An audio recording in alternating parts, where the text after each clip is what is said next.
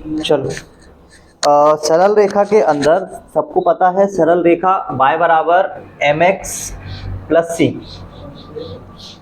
ठीक है, y बराबर एम एक्स प्लस सी ये होता है एक सरल रेखा और उसका समीकरण। ठीक, उसके अलावा निर्देशांक ज्यामिति में अगर हमें इसे प्रदर्शित करना है तो हम क्रमशः x के मान रखते जाएंगे, उसके सापेक्ष हमें y का मान मिलता जाएगा और वही हमारे लिए क्या होगा, निर्देशांक ज्यामिति। नहीं, तेरे को लग रहा ना यहाँ बोर्ड पे तो सही दिख रहा है। y बराबर एम एक्स प्लस सी ये रेखा का समीकरण है। निर्देशांक ज्यामिति में अगर इसको दर्शाना है तो क्रमशः x के मान रखते जाएंगे, y का मान मिलता जाएगा और वो हमारे लिए पूरी एक रेखा का निर्माण कर देगा। ठीक, ये जो m लिखा है मैंने, ये m क्या होता है, तो ये रेखा की प्रवणता होती है। प्रवणता मतलब थीटा का मान, टेन थीटा जो हम लिखते हैं वो यही होता है। ठीक, m का वैल्यू। और निर्देशांक ज्यामिति में इतना तुम लोगों को पता है, ये y अक्ष होती है, ये माइनस y अक्ष होती है, ये प्लस x और ये माइनस x। तो अगर हम इस निर्देशांक ज्यामिति में किन्हीं भी दो कोऑर्डिनेट की बात करें तो हमेशा उसमें पहले नंबर पे जो लिखा जाता है वो x का मान लिखा जाता है और दूसरे नंबर पर y का मान लिखा जाता है। और इस कोऑर्डिनेट के लिए एक्स वाई समतल, इसको हम लोग बोलेंगे एक्स वाई समतल। और इसके लिए एक्स और वाई के दोनों के वैल्यूज कैसे होते हैं, पॉजिटिव होते हैं। इस कोऑर्डिनेट में जितने भी हमें एक्स वाई के वैल्यू मिलेंगे वो सारे कैसे मिलेंगे, पॉजिटिव मिलेंगे। ये जो तल है इसको हम लोग क्या बोलते हैं, इसको भी हम एक्स वाई समतल ही बोलते हैं। फर्क क्या है यहाँ पे, फर्क इतना है कि यहाँ जो कोऑर्डिनेट मिलेंगे उसमें x तो नेगेटिव मिलेगा लेकिन y कैसा मिलेगा, पॉजिटिव मिलेगा।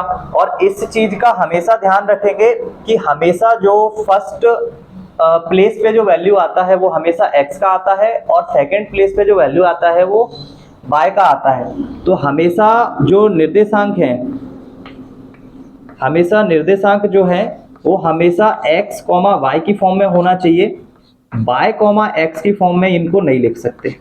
ठीक है, ये जो है ये गलत चीज है, इसको नहीं लिखना। इसके अलावा ये जो तल है ये कैसा है, ये भी एक्स वाई तल है ना। लेकिन फर्क कितना क्या है इसमें, इसमें फर्क ये है कि जब हमें x और जब हमें y दोनों के वैल्यू हमें नेगेटिव मिलेंगे तो रहने वाले तो अभी भी हम एक्स वाई तल में हैं, लेकिन किसके लिए जाएंगे, जब हमें x और y दोनों के वैल्यूज नेगेटिव मिलेंगे तब उस कंडीशन पे हम इस वाले xy तल की बात करेंगे। तो ये जो xy तल है ना, ये इसको तुम बोल सकते हो ये xy तल है फर्स्ट कोऑर्डिनेट के लिए, ये xy तल किसके लिए है, सेकंड कोऑर्डिनेट के लिए, फिर ये वाला थर्ड के लिए और ये वाला xy तल जो होगा वो फोर्थ के लिए होगा। हालांकि हम लोग इसमें अभी 3D भी पढ़ेंगे तो 3D में एक्स वाई के साथ कौन और आ जाएगा, जेड आ जाएगा। इस वाले तल के लिए जब हमें x का मान पॉजिटिव मिलेगा और y का मान हमें नेगेटिव मिलेगा तब हम बात तो एक्स वाई तल की ही करेंगे, लेकिन फोर्थ कोऑर्डिनेट के अंदर एक्स वाई तल की बात करेंगे।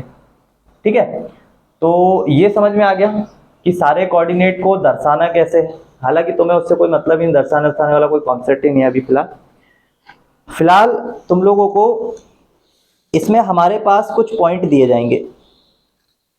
फॉर एग्जाम्पल के लिए हमें x1 x2 एक और यहाँ पे कोऑर्डिनेट बना दे रहा हूँ।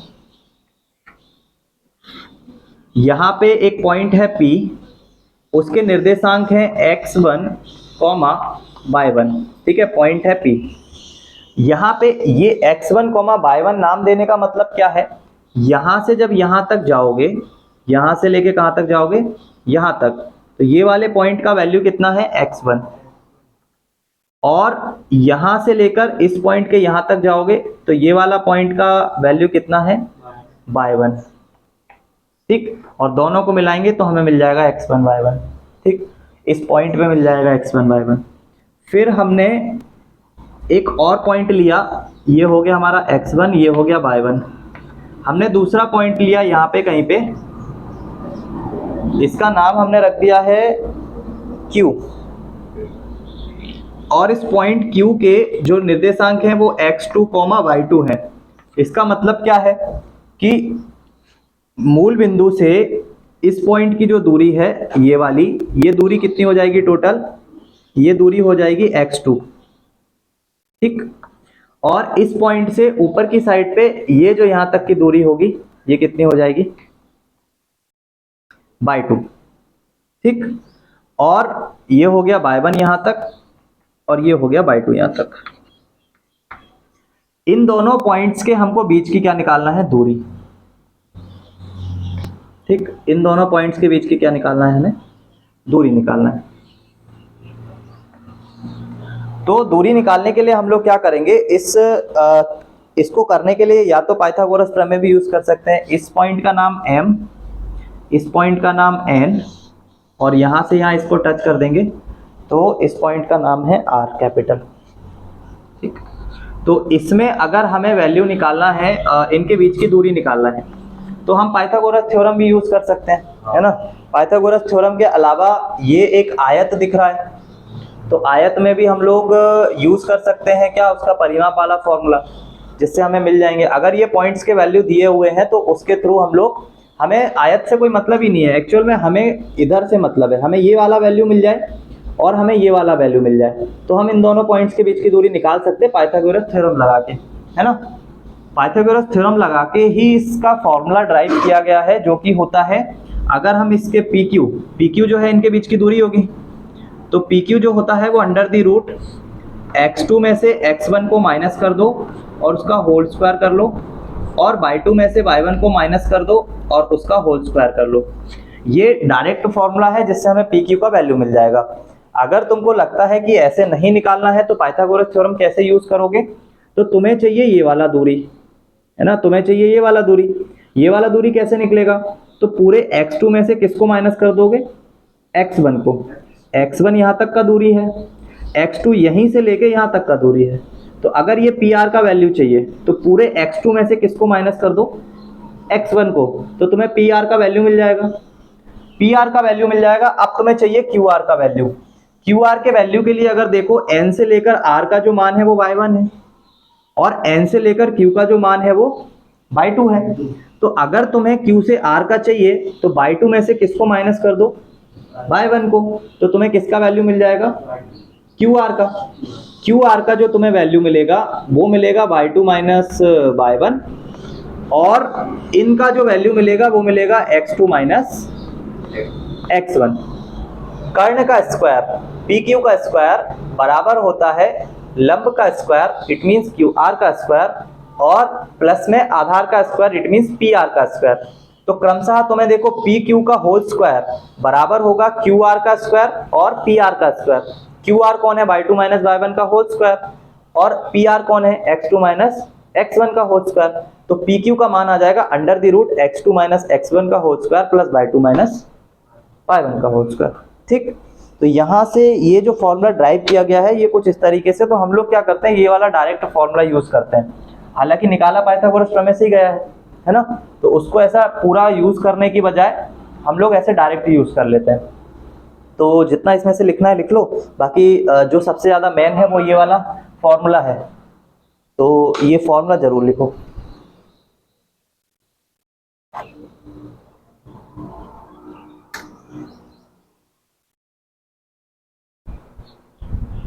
मूल बिंदु से उसकी दूरी ज्ञात करो। तो मूल बिंदु से अगर दूरी ज्ञात करने जाते हैं तो उसमें क्या होता है कि एक पॉइंट के निर्देशांक 0 0 हो जाते हैं। तो उस कंडीशन पर अगर एक पॉइंट के निर्देशांक 0 0 हो गए, मान लो या तो x1 y1 के होंगे या x2 y2 के होंगे, तो उस कंडीशन पर जो दूरी आती है PQ की वो अंडर द रूट या तो x square plus Y square, सिर्फ दो ही नंबर होंगे, और वो दोनों ही नंबर कोई भी एक पॉइंट के ही होंगे।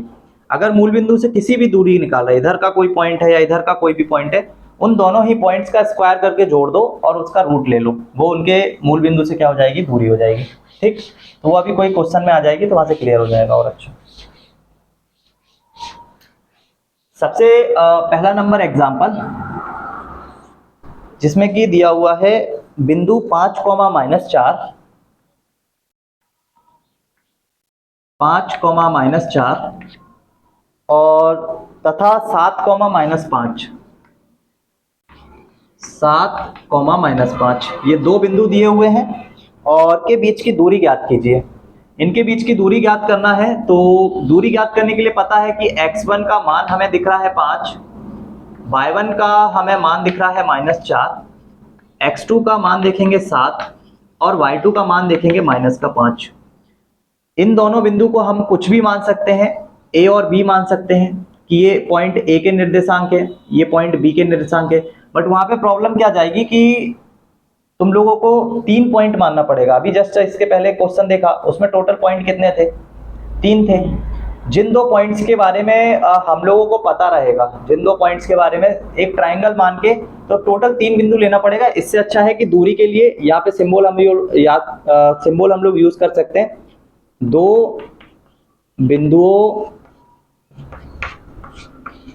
के बीच की दूरी, तो डायरेक्ट हम उसको r से रिप्रेजेंट कर देते हैं। Small r is equals to under the root x2 minus x1 का whole square and y2 minus y1 का होल स्क्वायर।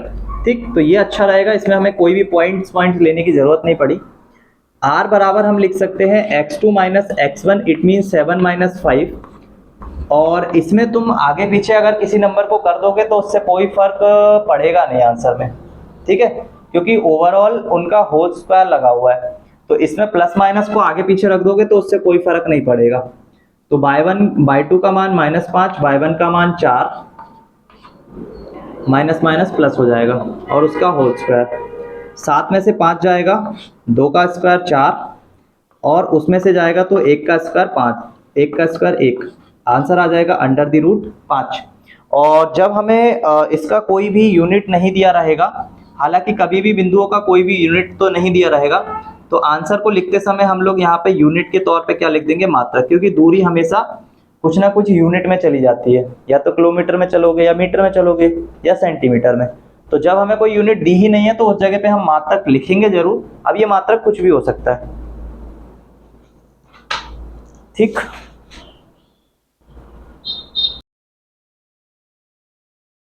उस बेसिक में एक चीज और नोट डाउन कर लेना कि एक्स वाई जो वैल्यूज होते हैं, उन एक्स वाई में मान लो एक्स और वाई 2 वैल्यूज हैं, तो पहली नंबर पे हमेशा एक्स होगा और दूसरे नंबर पर हमेशा वाई होगा। ये एक्स जो है हिंदी में इसको कभी कभी भुज भी लिख के देंगे और इसको लिख के देंगे कोटि, ठीक।